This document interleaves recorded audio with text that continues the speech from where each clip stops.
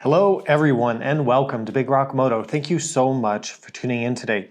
In today's video, I'm going to give you a review of the Insta360 X4 360 camera. Now, I always like to start with a disclaimer so you know what's going on. I did receive this camera and accessories free of charge from Insta360, and Insta360 is sponsoring this video.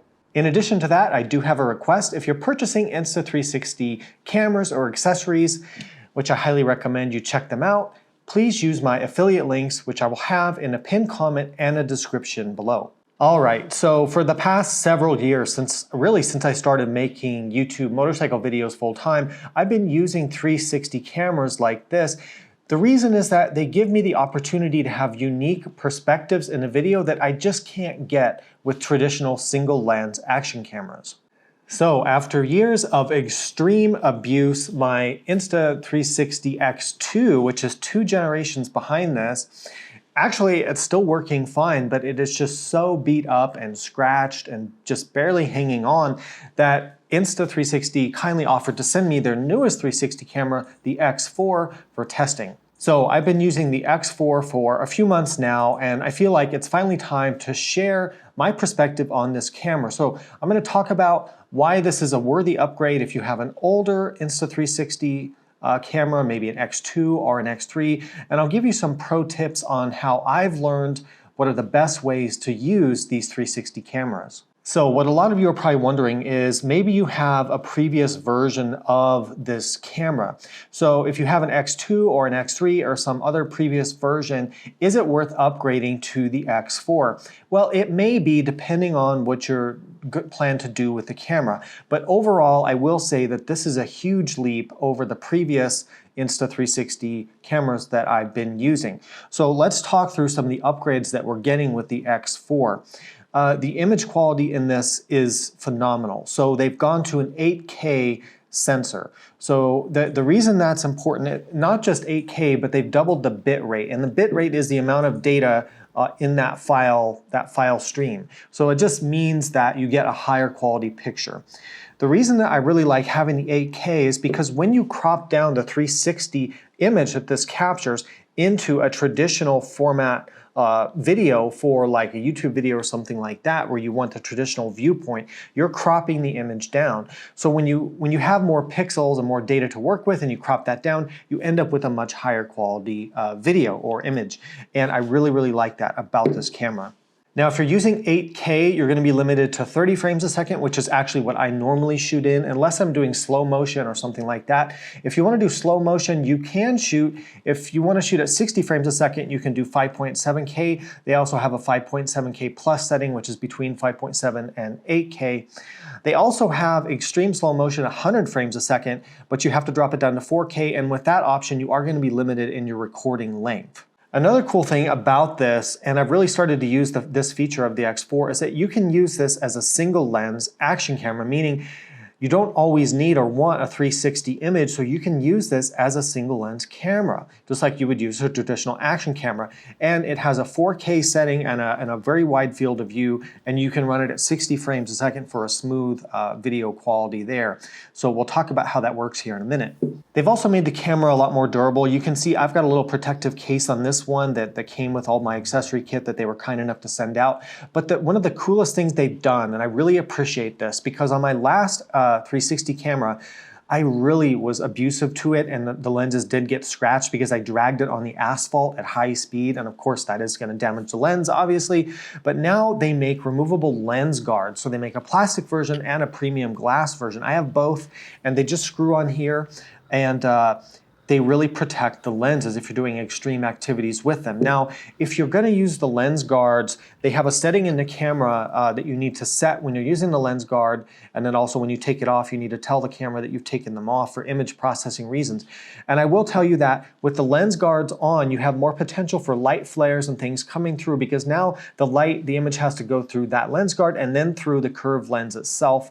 So you could have more, artifacts and things in the image. Plus, you really need to keep not only the lens clean, but the lens guard clean if you want the best image.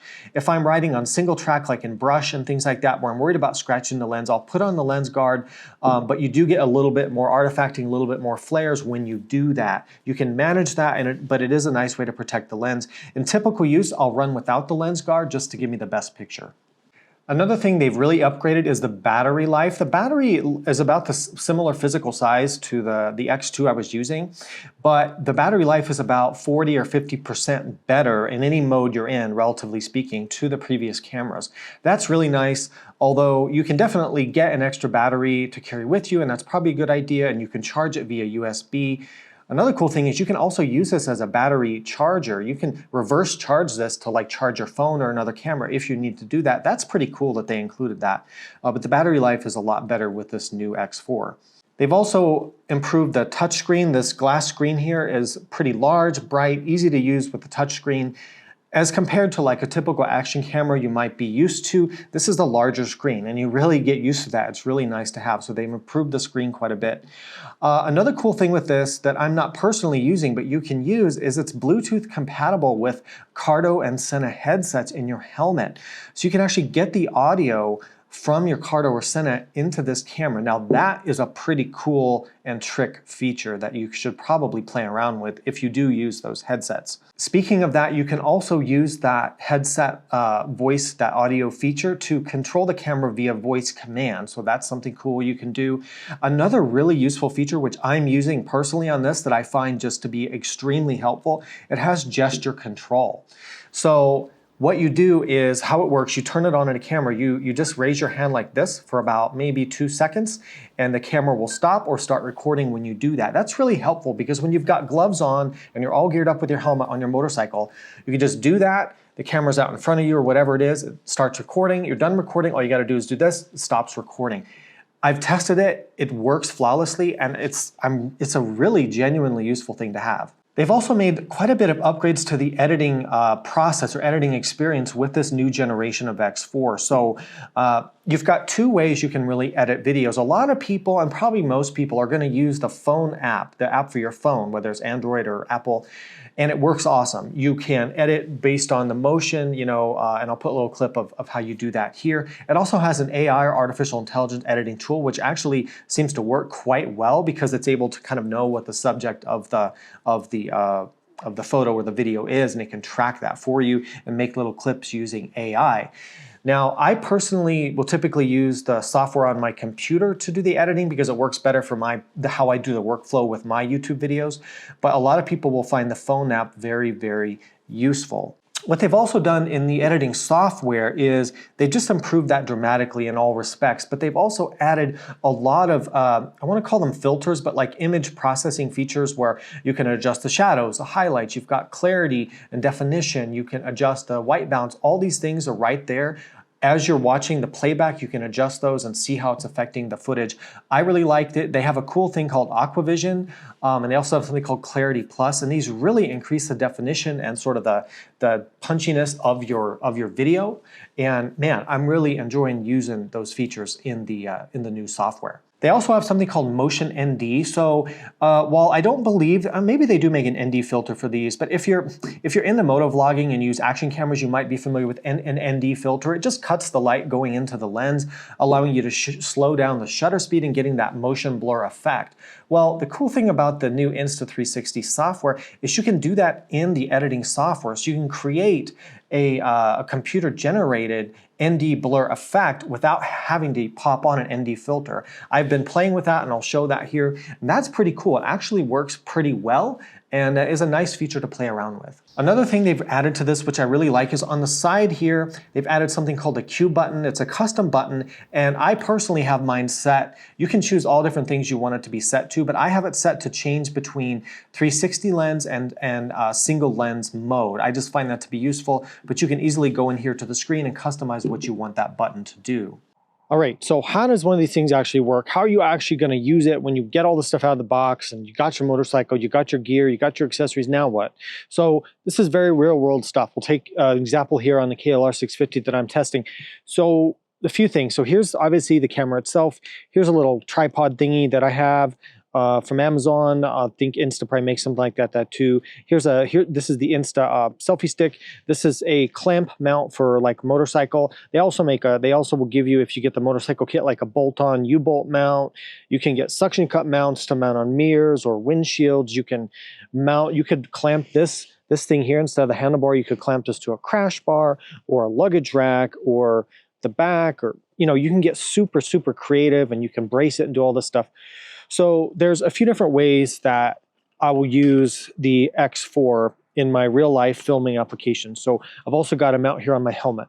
So let's start with the one that I do probably most often to get that kind of third person look that I can't get with any other camera. So I'll use something like this clamp on handlebar mount here. And then what I'll do is you'll attach one of these selfie sticks. This is really hard to do with holding my camera here. So I flip this around, so I've got this pointing out here. Now see, I've got this on the handlebar. Now on this bike, I probably would use the crash bar because then it doesn't turn when I turn the handlebars. But then I would extend this guy out. This is just giving you the general idea of how this works, right? You need to make sure your mount is nice and tight. Obviously doing this with one hand, just to show you different ways I use this. And then this screws on the end here. So now you can see with the camera out there, I will get that third person view as if somebody else is filming me. So that's one of the ways that I'll use it. Now you can, get a high point of view. You can mount this lower, get a low point of view. You can bring it closer. You can extend it out farther.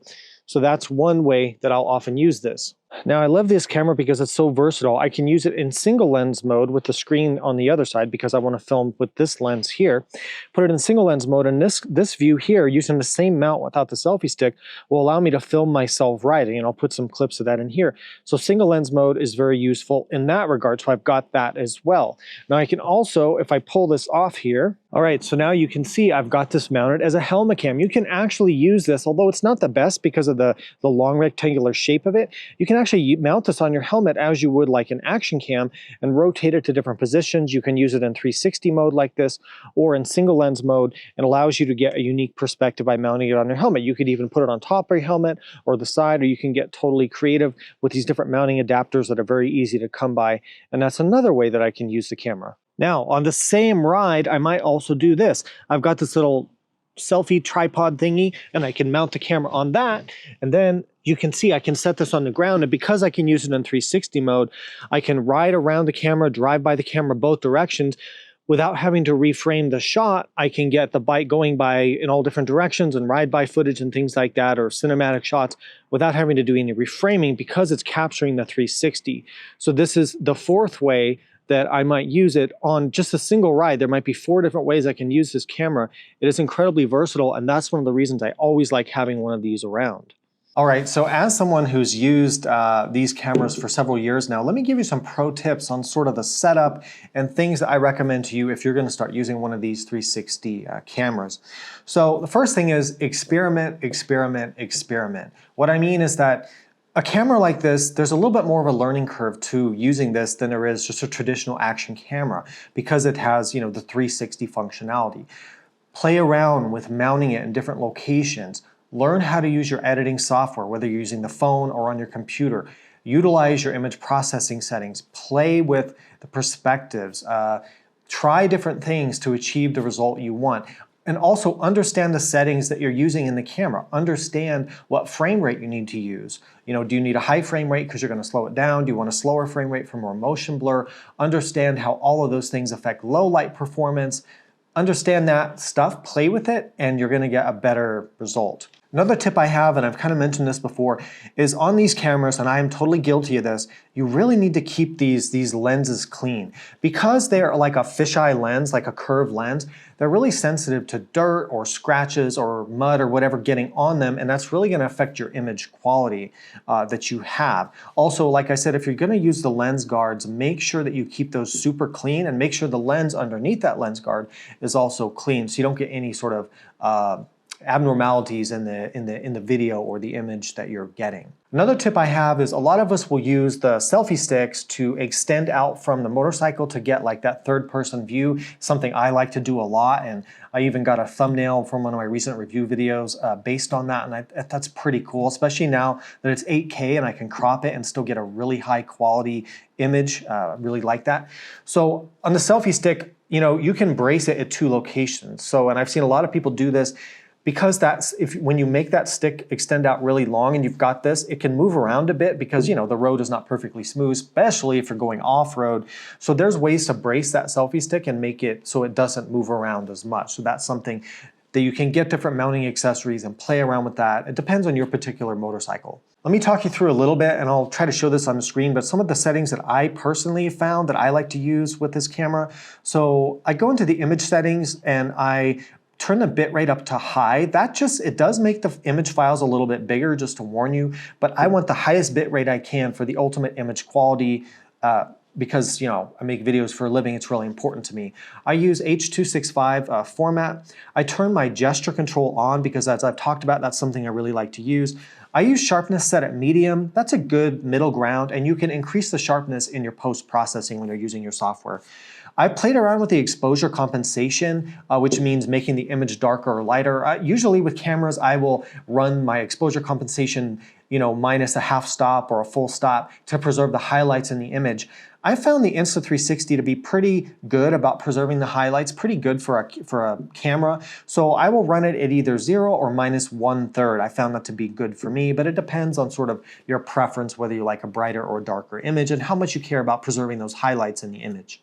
For my field of view, I like the ultra field of view in the single lens mode, and then in the 360 lens mode, I like to use the de-warp setting. What the de-warp setting does, it's still a very wide angle, but it will make objects and people look a little bit more realistic instead of some kind of the artificial effect that sometimes these fisheye lenses can give. So it just corrects for some of that, and I found that to be a very nice setting.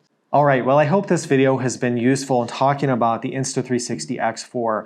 I wouldn't be making this video or working with Insta360 if I didn't feel this was a top tier photographic product. I have many thousands of dollars invested in camera gear. I'm not trying to brag, but it's what I do for a living. So I've got all sorts of cameras and drones and different things and expensive lenses like what I'm filming with right now.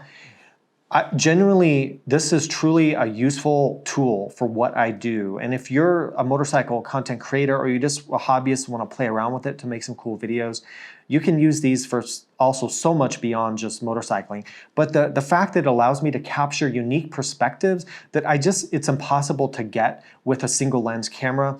Plus its versatility and its use as, a camera I can put on the ground to get drive-by footage. I can mount on my helmet. I can mount on the bike to get footage. And I don't have to worry about reframing the camera because it captures 360 degrees. This is such a useful tool. And I will also say that all the Insta360 products that I've had over the years, a few different products, they've been incredibly reliable and incredibly well made. And I cannot say that for some of the competitor brands out there. And you probably know who I'm talking about, company that starts with a G, ends in Pro. So I hope this has been useful. Reminder to use my affiliate links when you're shopping. And I believe they're running a sale right now as I'm putting this out here before Christmas, but even if you catch it later, maybe there'll be sales, or in any case, please use my affiliate links. It really helps support the channel. Thank you so much for watching. Ride safe. I'll see you out there.